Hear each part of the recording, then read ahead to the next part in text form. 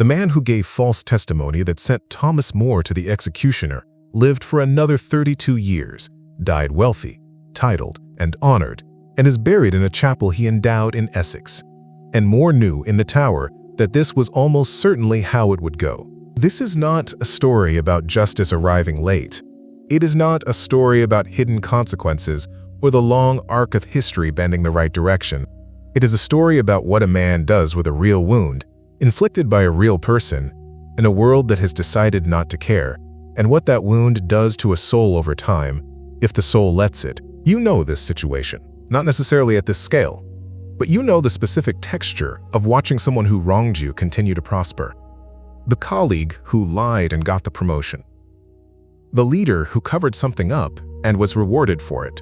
The institution that betrayed a confidence and then announced, with great solemnity, its renewed commitment to integrity. You know what it is to carry the weight of a real injustice, while the person who caused it moves through the world without apparent consequence. And you know what carrying it does? Not all at once, but over time, the slow narrowing of a life organized around a wound. The tradition has something to say about this. Not comfort, exactly. Something harder and more useful than comfort. But to get to it, you have to start with the full weight of what More actually faced. Not the dramatic version, not the saint's legend, but the documented record, which is considerably more difficult than either. Richard Rich was a lawyer. He had served in More's household, and More knew him. He was not, by the accounts of those who knew him, a man of great reputation for honesty. He would go on to become, under Henry VIII, Solicitor General of England. He would become, under Edward VI, Lord Chancellor of England, the highest legal office in the kingdom, the same office More himself had held. He would preside, under Mary I, over the burning of Protestant heretics. He would survive every regime change of the English Reformation, adapting with apparent ease to whatever the throne required. He died in 1567, in his 70s, wealthy, titled, and at peace, having outlived More by 32 years. His tomb is in the Church of St. Mary the Virgin in Felsted, Essex, in the chapel he endowed. It is still there. In 1535, Richard Rich testified at Thomas More's trial that More had, in a private conversation in the Tower, denied the king's supremacy over the church, the one statement that, under the Treason Act of 1534, could constitute a capital offense. More had been careful. With the precision of a man who had spent decades reading statutes, he understood what the law required. It required spoken words, an explicit denial in words of the king's supremacy. And so he had said nothing. Not because silence was safe, everyone knew what his silence meant, but because the law, read strictly, required a spoken denial. He had given the state no weapon. Rich's testimony was the weapon. More's rebuttal at trial survives in William Roper's account, which is corroborated by the Paris newsletter record of the proceedings, and which scholars of the period, including Richard Marius, who was not given to hagiography, consider reliable. More's words were not the words of a man performing serenity. They were the words of a man who saw exactly what had been done to him and said so. He told the court that Rich's character was known, that throughout Rich's career, no one who knew him would have spoken a confidence of this kind to him. He named the men who had been present in the room, Sir Richard Southwell and a servant carrying books, and observed that neither had corroborated Rich's account. He said, plainly, that he had not spoken the words Rich alleged. The court convicted him anyway. This is the situation at its fullest weight. A man careful enough, over more than a year of imprisonment, to give his accusers nothing undone, in the end, by testimony that was almost certainly fabricated, delivered by a man whose career would flourish for another 3 decades without interruption. The injustice is not ambiguous. It is not a matter of perspective. It is the record. And the question the record raises, the question that is also, if you have been carrying a wound of your own, your question is not whether the injustice was real. It is what a person does with it. Not in the moment, but over time. What it does to the interior, if you let it, and whether letting it is the only option available. More had already been thinking about this question for more than a year before Rich appeared at his trial. He had been thinking about it in writing. The Dialogue of Comfort Against Tribulation was written in the Tower of London between 1534 and 1535. More wrote it knowing that the likely outcome of his imprisonment was death. He wrote it as a dialogue between 2 characters, an older man named Anthony and a younger man named Vincent. working through, systematically and at length, what a soul is to do under affliction. The book is not widely read. When Moore appears in popular coverage, the dramatic sources dominate. A Man for All Seasons, The Scaffold, The Trial. The Dialogue of Comfort is the work that most people who admire Moore have never been pointed to. This is what they are missing. Book 2 of the dialogue takes up a specific question that the popular account of Moore's death tends to skip. What does tribulation actually do to a person? Not what it might do, not what it is designed to do, not what the tradition says it ought to do, but what it does in practice to the soul that is not paying attention to what is happening inside itself. Moore's argument is not that suffering ennobles. He was too honest a man and too precise a thinker to claim something the record of human experience so thoroughly contradicts. His argument is more specific and considerably more demanding. He observed that unjust suffering, and he is explicit that he is not speaking of deserved suffering, but of the suffering that comes upon a person who has done nothing to merit it, produces over time a particular interior effect. The soul that organizes itself around the wound becomes a different kind of soul, not because it chose to be, necessarily, but because the wound, attended to in a particular way over time, becomes the center of gravity around which everything else arranges itself. He is describing something you may recognize. The person who, 5 years after the injury, still narrates every new situation through the lens of what was done to them. The person whose first response to a compliment is to hear, underneath it, the echo of the lie that was once told at their expense. The person who has, without quite deciding to, become the keeper of a grievance, not because the grievance is not legitimate, it may be entirely legitimate, but because the grievance has become the organizing principle of who they are, in a way that is slowly replacing everything else. This is what Moore was writing about in The Tower, while the man whose false testimony would eventually kill him was already collecting the rewards of that testimony. He was not writing about forgiveness exactly.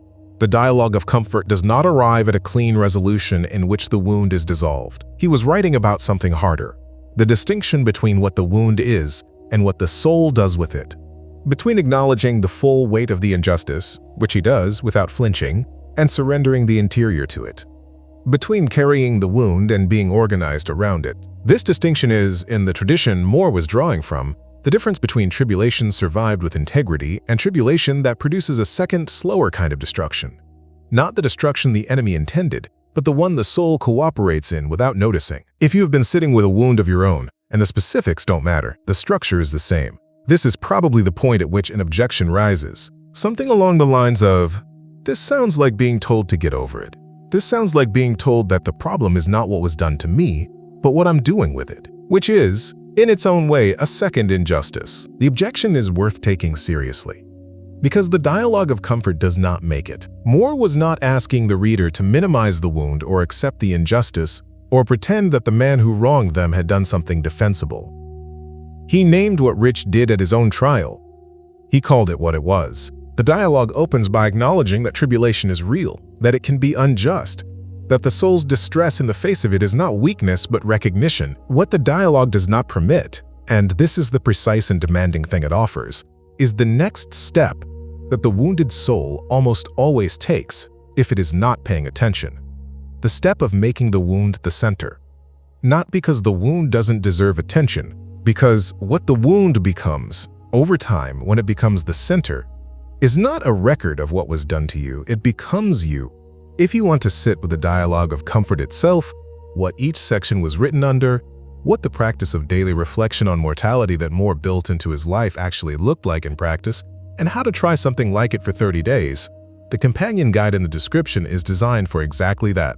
It draws directly from Moore's primary texts and from the tradition he was working within, with daily prompts and reflection questions for the reader who recognizes, from this video, that they need more than an argument. The link is in the description and in the pinned comment below. The Tower Letters to Margaret Roper. Moore's daughter, his closest correspondent, the one he trusted with the full weight of what he was carrying, are the other documentary record of this period. They are not the letters of a serene man. Moore was afraid. He said so. He wrote about the terror of what was coming, about the difficulty of holding the position, about his love for his family and the grief of separation. He asked Margaret to pray for him. He was honest about his own weakness in ways that the dramatic accounts of his death tend to edit out. What the letters do not contain is bitterness. Not a single recorded expression of bitterness toward Rich, toward Cromwell, toward the king, toward the men who had signed against him, scholars who have worked through the full correspondence. Marius and Ackroyd both address this. Note the absence. It is not manufactured silence. It is the documented record of what the letters actually contain and what they do not. This matters because it shows something about the dialogue of comfort that the text alone cannot show. More was not writing theory.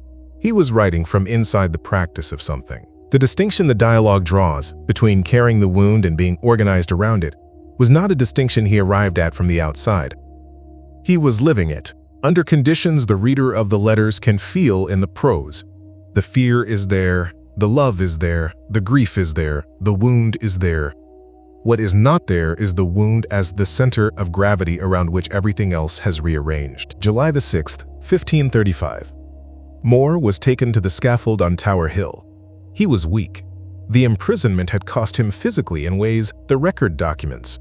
He had been a heavy-set man when he entered the tower. By the scaffold he was thin, aged beyond his years. The ascent to the scaffold was difficult, and he asked the lieutenant escorting him to help him up. "I pray thee," he said, "see me safely up, and for my coming down let me shift for myself." This is the scaffold joke that every retelling includes. Most retellings read it as performed bravery, the witty man unable to resist a quip even at his own execution, the way Englishmen of a certain type are supposed to die. This reading is too easy. What the joke actually reveals is something the dialogue of comfort lets you see.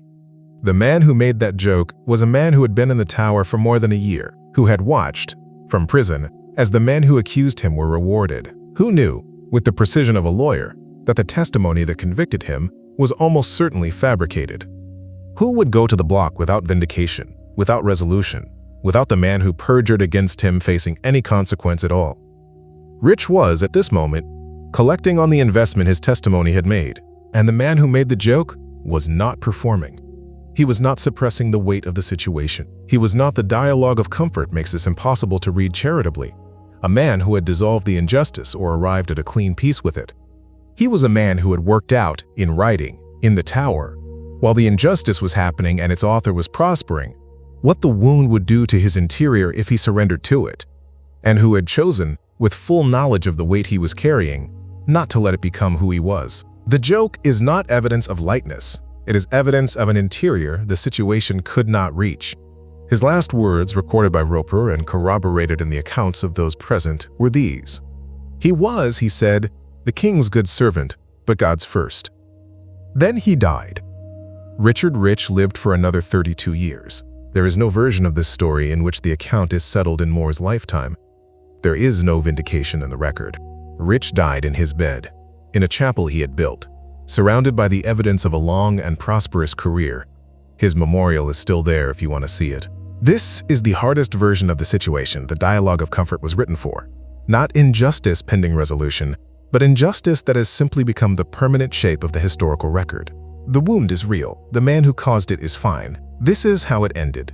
What More left behind in the dialogue, in the letters, in the documented manner of his death, is not a promise that this will resolve. It is something else. It is a demonstration from the primary record of what a soul looks like that has carried the full weight of a real injustice, named it without flinching, refused to let the wound become the center, and arrived at the scaffold without being hollowed out. Not serene, not unafraid, not free of the weight, but not organized around the wound. The question the tradition leaves you with, it is smaller than it sounds, and deeper, is not whether what was done to you was unjust. The record speaks for itself on that. The question is what you will let it cost you beyond what it has already cost you. Whether the wound will remain a wound, which is what it is, which is what it deserves to be called, or whether, over time, attended to in a particular way, it will become something it was never supposed to be. The tradition does not promise you vindication. It does not promise you that the person who wronged you will face consequences in your lifetime, or at all. What it offers is considerably more durable, a documented account of what it looks like to carry that without being defined by it. More carried it. The record is clear on what it cost. The record is equally clear on what it did not take from him. There is a name in your life, or a moment, or an institution that functions the way Richard Rich functions in this story. The person whose career advanced because of what they did to you. The leader whose reputation survived intact. The place that moved on.